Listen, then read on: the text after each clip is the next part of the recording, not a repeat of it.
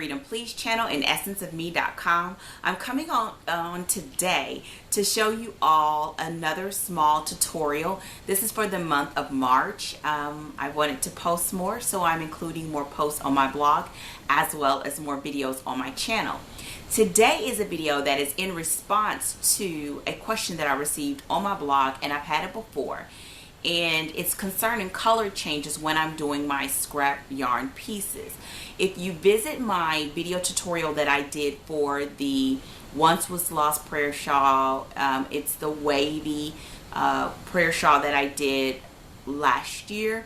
I do have two different ways of changing colors. Actually, not for that one. I'll back up.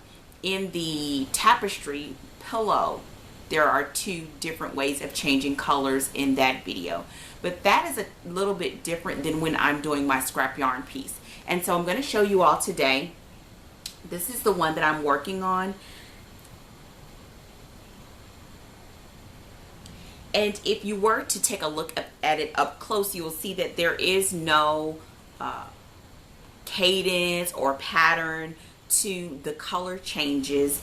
Also, the color changes do not last for an entire row. It's based on the yarn that I'm using. So in this video, I'm going to show you two ways that you can change colors. I use one more than I do the other, but I am going to show you because I'm nearing the end of a row. Another thing, just as a point to show to you if you decide to do a scrap yarn piece, which I love because you can get rid of all of your scraps and you won't have stuff laying around. But another thing that I usually try to do is I tend to try to find one focal color to help in grounding the entire piece. If you look at the Once Was Lost prayer shawl with the wave, in that piece I just used black, and black was every other row.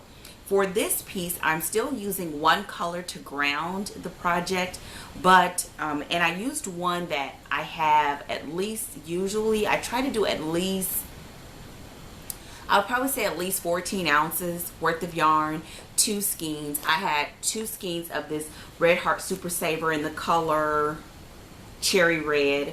And even though this color really doesn't match with the entire piece, you'll find that when you do it periodically, it will look as though the piece has some sort of cohesiveness to it.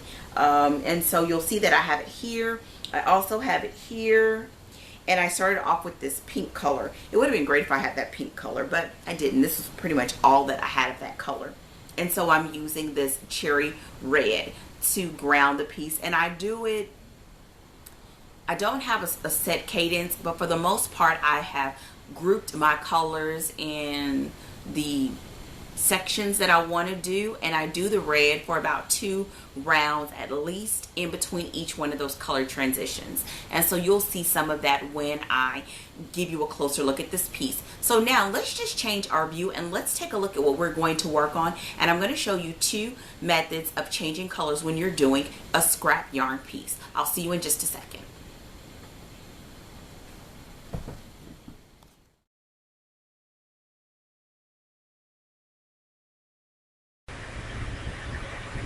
Okay, this is the same needle that I used in the last demonstration.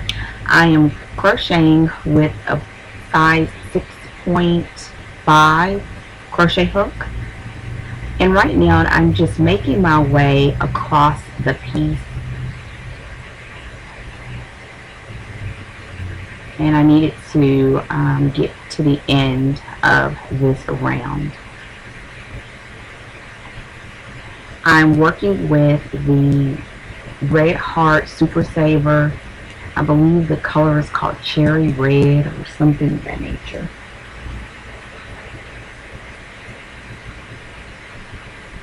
And we're almost there. This is actually the same piece that I did in the last demonstration, the granny rectangle, and so I'm just continuing to work. And now I'm making my way to that round end.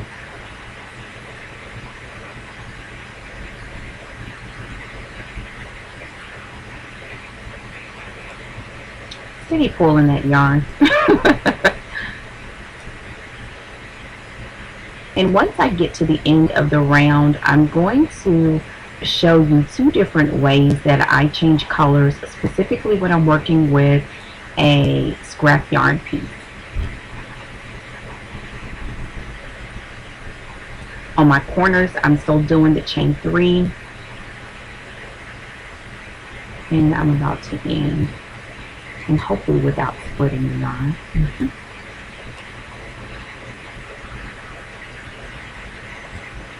And now I'm going to end.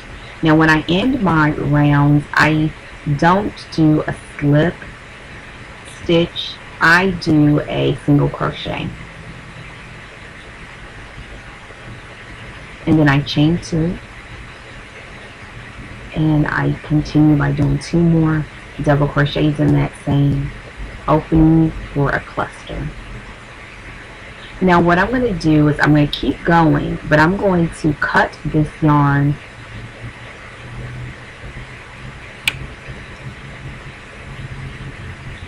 and the reason why I'm cutting it is because this actual yarn is not, I haven't finished it, but I want to use it now.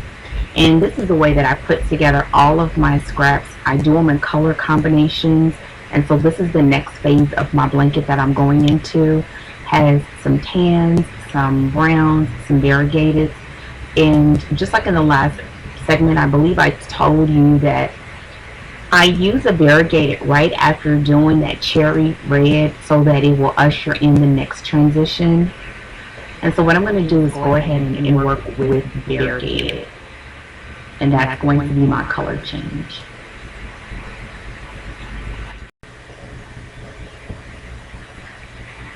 Now one of the things that you may notice is that this yarn is a little bit different in size, even though both of them are worsted weight yarn. And for this first color change, I'm going to show you what I do at the beginning of a round. Or if you want to just change the color at a particular stitch. And that is you just yarn it over and slip it through. And then I chain 3. And then I will continue doing the cluster. Now you see that I'm holding the ends there. I do work over the ends so that I hopefully will have less sewing in once I'm done. And you see me there tugging a little bit on both the cherry red color as well as that variegated color to make sure that that first stitch is nice and secure. And I'm going to zoom in there. Now usually what I would have done is I would maybe put a knot, just a small box knot there just to secure it, and then I take those ends and I weave it across the top of the stitch. But for this particular piece I really don't do that, and I'll show you why in a second. But I'm showing you there what I would usually do with those ends. I use my hook or latch hook and I just weave it across until I get to the next opening. And then I pull it through for a little slip, and then I will yank or pull and it'll make a small little knot, and then when you go across you will actually just crochet over it. And you can snip it and then you'll be done. You don't have to worry about weaving in those ends. I'm removing it because that's not actually what I'm doing for this piece, because that's actually a little more work than I want to do. So what I'm going to show you here is I'm going to finish off the round again. Chain 2. I'm going to finish the cluster, and I'm going to go in a little bit before I do the color change. The wonderful thing about one of these types of scrap yarn pieces is that I don't have to change the color in a particular section or a particular row, and so doing this next method is what I am actually doing for this entire piece.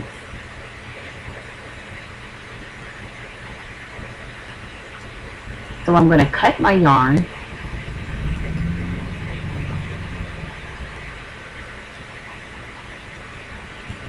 and try to make sure I'm in frame.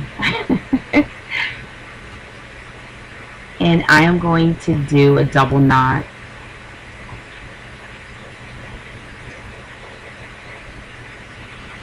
You go under over both pieces and then do a knot. And I do give it a nice generous tug. Go under, over both, and tie the knot and give it a generous tug. And then you slide those two knots together by pulling on each of the colors until they meet at a knot. Again, giving it a tug, and then you can clip your ends.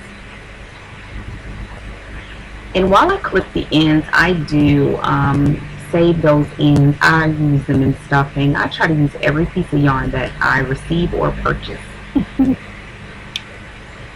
I want to make a slight disclaimer. I use this double knot for this type of a project, but I would not typically use a double knot in my other pieces. If I need to start and end in a specific section, but for this I don't, and so it works out wonderfully. I even go through and I wind all of those projects together and put all of my yarn together and continue to work for the entire piece. And so what I'm going to show you here is the way that the project will look in those spaces. And you're going to hear the lawnmower in the background. You may hear it or may not. My son is cutting the grass.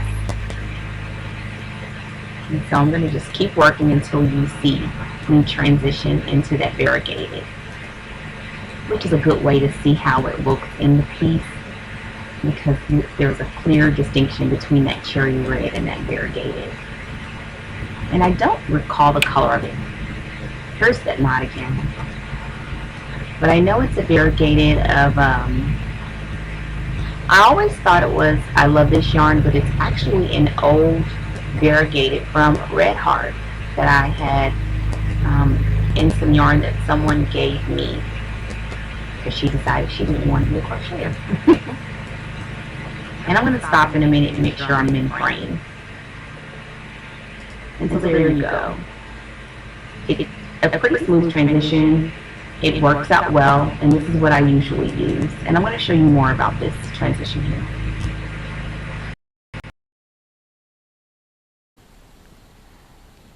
If you look here, you can see that there is a difference between these two yarns, even though both of them are worsted weight yarns.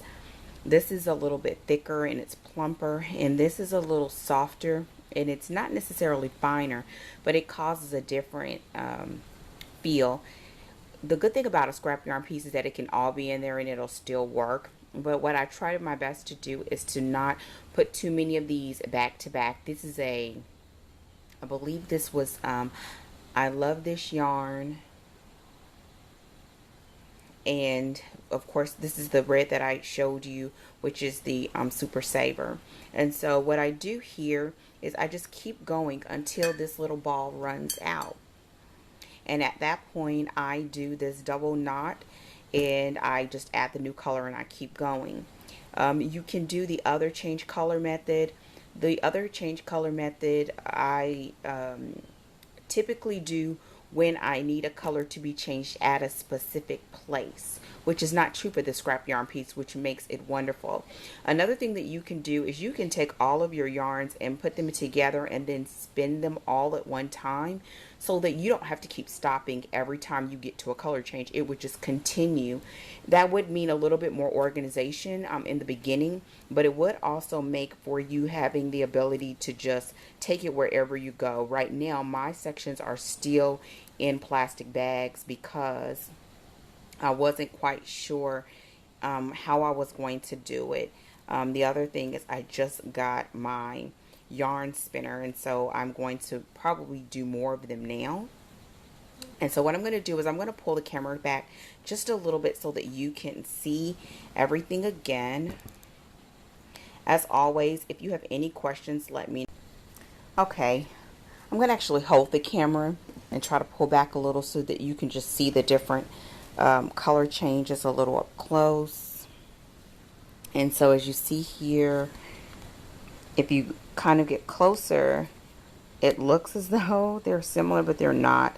Here is a blue, a light blue, a variegated that has a tan, green, and white.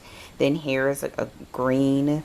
And this is a variegated that has some white, gray, black, and almost a brownish color. And this is all the same variegated here. Here is that red color again. And then here's another variegated.